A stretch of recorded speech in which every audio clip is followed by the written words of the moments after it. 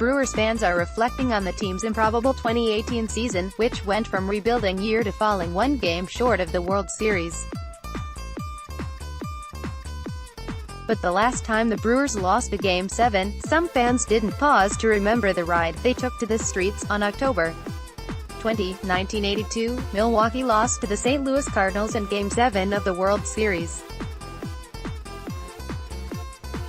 After the game, about 2,000 fans poured onto Wisconsin Avenue to party, commiserate and drink. It wasn't the first time fans hit the streets to celebrate the '82 Brewers, not even the first time that month, when the Brewers won the American League Championship on October 10, 1982. Tens of thousands of fans poured into Wisconsin Avenue for hours on end after Milwaukee defeated the St.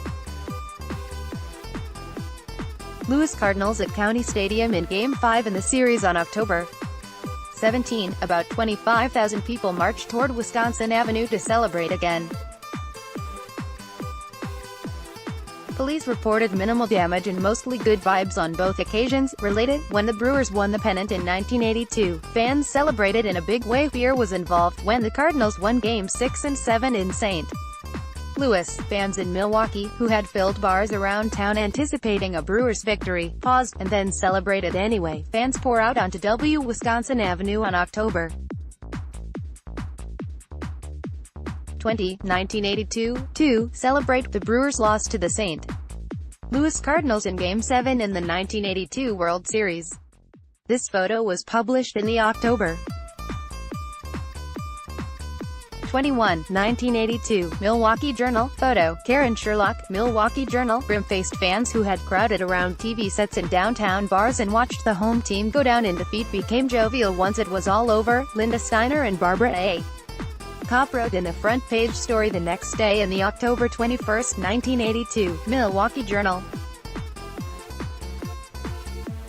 Eager for a party, they rushed onto Wisconsin Avenue, banners and foam, index fingers held high, refusing to let the loss stop them. Within about a half hour of the game ending, Milwaukee police closed Wisconsin Avenue to traffic from 6th to Water Streets, hoping the partiers would just let off steam, yelling, carrying signs, hanging rubber chickens off light posts and drinking. Steiner and Kopp wrote, but about midnight they wrote, the crowd, which had come well supplied with bottles of wine and champagne and cans, bottles and even kegs of beer, began to get unruly. An estimated 300 to 400 people began jumping up and down on the Wisconsin Avenue bridge over the Milwaukee River. The police, fearing the bridge might collapse, moved to close it, trying to block access with police vehicles and telling the crowd that, if they didn't disperse, they'd be arrested. Bad move. Apparently, the crowd didn't take kindly to the threat and began chanting, "Hell no, we won't go." Cans and bottles then were thrown as the police vehicles, and within seconds trunks flew open and the police were outfitted with riot sticks and helmets. Why waste the champagne? Brewers fans popped the cork on Wisconsin Avenue on October 20, 1982, even though Milwaukee lost Game 7 of the World Series to the St. Louis Cardinals. Photo, Richard Wood, Milwaukee Journal. At 2nd Street and Wisconsin Avenue, several young people sat in the streets and refused to budge. Elsewhere, people continued to hurl cans and bottles at police, as clashes continued westward on the avenue. At 11th Street and Wisconsin Avenue, on the Marquette University campus, many of the young people were verbally abusive. The Journal reported.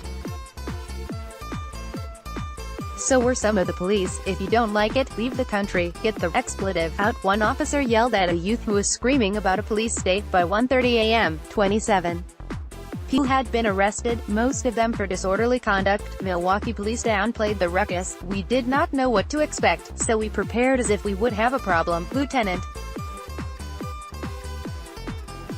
James Hatton, in command at the 1st District Police Station, told the Journal. None developed. The Journal asked the obvious question of the night: what would have happened if the Brewers had won? The next day, fans turned out again, this time lining the streets as Brewers players and coaches rode in a parade down Wisconsin Avenue to County Stadium. In a formal, less alcohol-fueled celebration of the 1982 season, fans commiserate at Caesars Inn, a bar owned by Brewers manager Harvey Kuhn, after the Brewers lose to St.